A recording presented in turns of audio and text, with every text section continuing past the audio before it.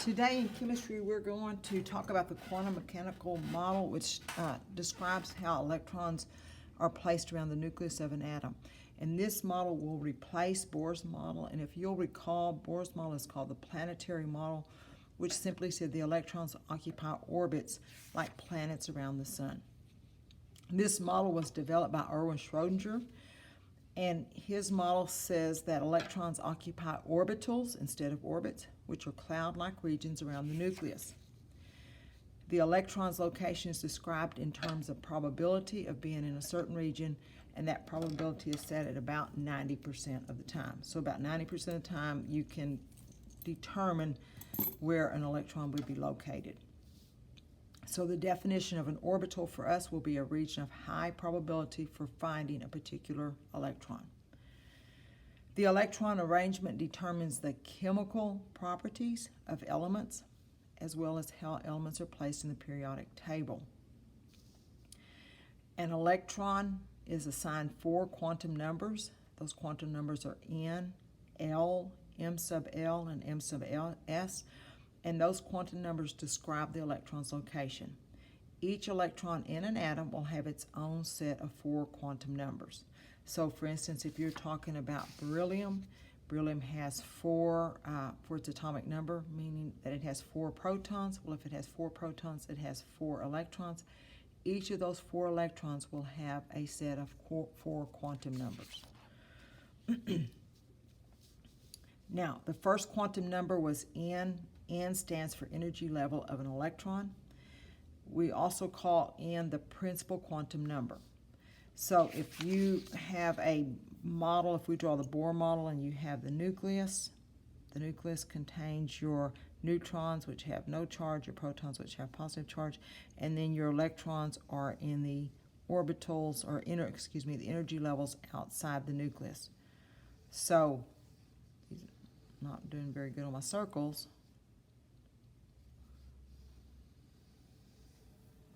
So I'm going to attempt to put 7 energy levels around this nucleus. And I'm going to number them N1 closest to the nucleus, then N2, N3, N4, N5, N6, N7. So these represent your main energy levels.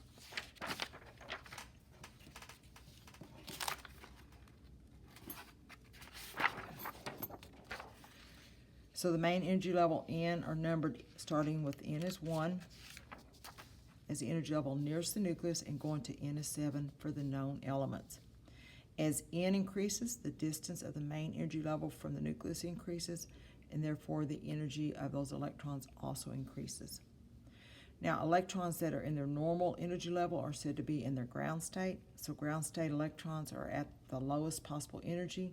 The electron can move from one energy level to another by absorbing a certain amount of energy called a quantum. And when it absorbs a quantum, we say it is excited, and it can move from one energy level to another.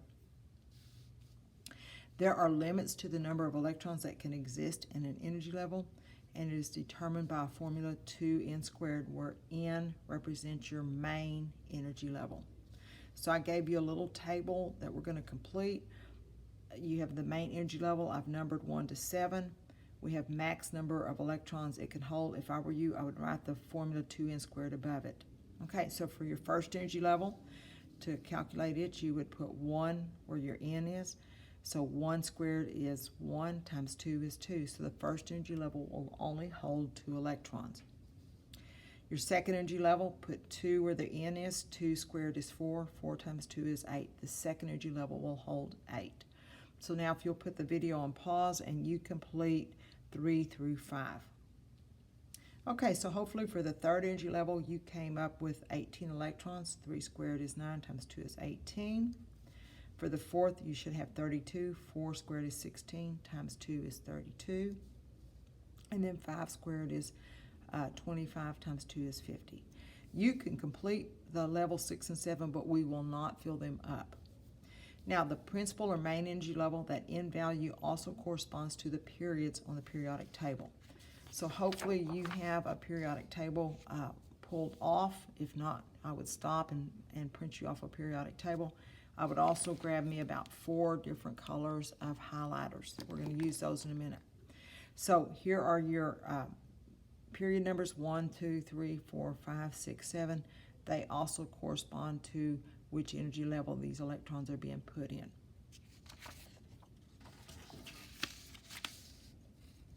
Okay, within main energy level, there are sublevels, and then sublevels will contain orbitals. So energy sublevels are assigned the quantum number L, that's a cursive L. Principal energy levels contain sublevels that differ slightly in energy. These sublevels contain orbitals in which the electron is likely to be found. So your sublevels are your sublevels are assigned letters S, P, D, F. There are also G, H, I, but in regular chemistry, we're just going to go through F. The sublevels will each have a certain shape, and so in your textbook, on page 154, it shows you your sublevels, and the sublevels contain orbitals. So here is an S orbital. It is spherical. Here is a P orbital, and so there's only one S per energy level. So here's your 1s orbital. Here's your second energy level, it's S. P, notice that there are 3 different P orbitals, and they're on different axes, PX, PY, PZ. And then here is D. There are 5 different Ds, and the Ds are somewhat clover-shaped. So we're going to talk about their shapes in just a second. So that is page 154 of your textbook. Okay.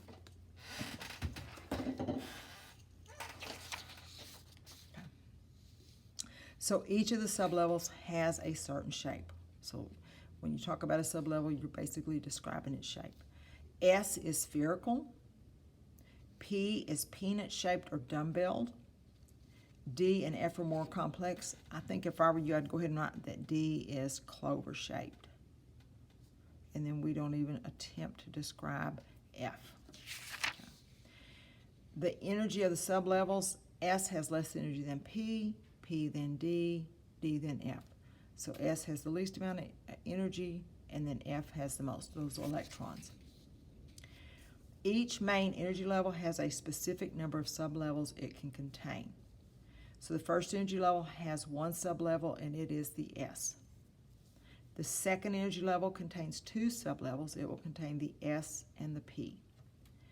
The third energy level has 3 sublevels, an S, P, and D. And the fourth has 4 energy levels, S, P, D, and F. We're going to complete quite a few tables, and hopefully in the end, this will all kind of start making a little bit more sense. Okay, so sublevels S.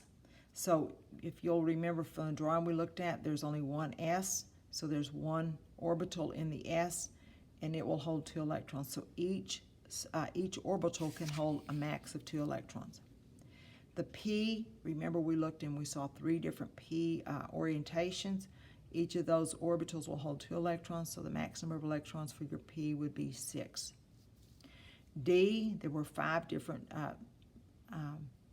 D diagrams, and so there are 5 different orbitals, and each holds 2 electrons, and that accounts for 10. And then F, there are 7 different possible orbitals, each holds 2, and that is 14. So there's a pattern, 1, 3, 5, 7. Not all principal or main energy levels contain each and every type of sublevel. To determine what type of sublevel occurs in any energy level, you need to know the maximum number of electrons possible for that level using 2n squared, and then follow these rules. First rule, no more than 2 electrons can occupy an orbital. If 2 electrons are present, they must have opposite spin because that minimizes repulsion, and that is called Pauli's exclusion principle. Then you must remember that electrons will occupy the lowest energy level possible, and that is known as Aufbau's principle. And then if you have degenerate orbitals, that simply means if you have more than one of that orbital, so like you have 3 P's, 5 D's, and 7 F's, you will put 1 electron in each of the orbitals before you pair up, and they must all have the same spin. and that is because they have the same energy. This is called Hund's rule, and we'll talk about it again in a second. So an example would be you put one electron in each of your p's before you add a second electron. So that is Hund's rule.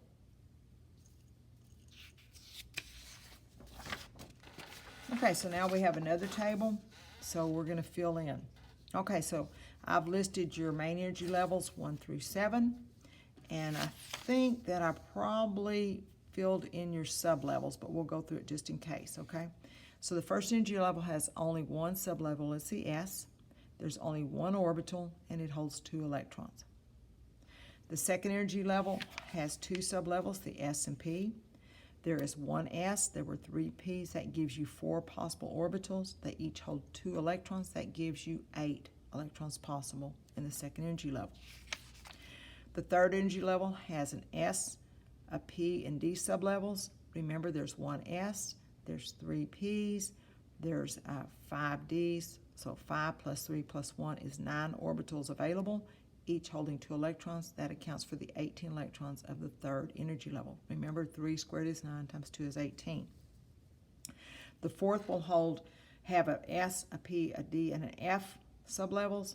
That gives you 16 max number of orbitals possible, 1 for your S, 3 for your P, 5 for your D, 7 for your F. If you add 1 plus 3 plus 5 plus 7, that gives you 16 orbitals. Each can hold 2 electrons.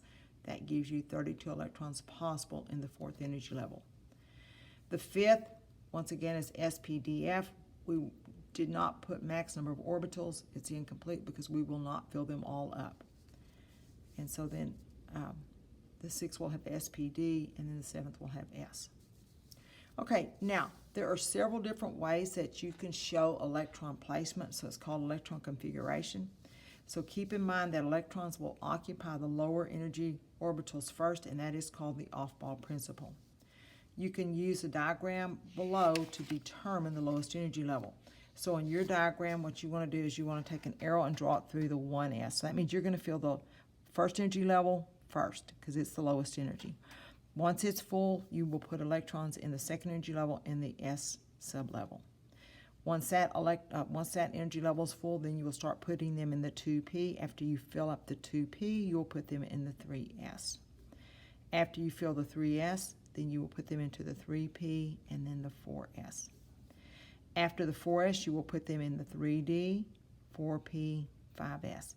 So this means that the 4S is lower energy than the 3D because you'll fill it up before you go here. After you fill up the 5S, then you will start placing electrons in the 4D, then the 5P, then the 6S. After the 6S, then you can put them in the 4F. After the 4F, 5D, then 6P, and 7S. 7S, after you have filled up the 7S, then you can put them in the 5F and the 6D. So once again, this tells you 5F is of higher energy than 7S. This does not invalidate the 2n squared rule, which simply tells us the max number of electrons that a shell may contain, but it does not tell you the order of filling. There are several methods that can be used to show electron configuration. You have orbital notation, you have electron configuration notation, you have noble gas configuration, and then electron dot, which is sometimes called Lewis dot.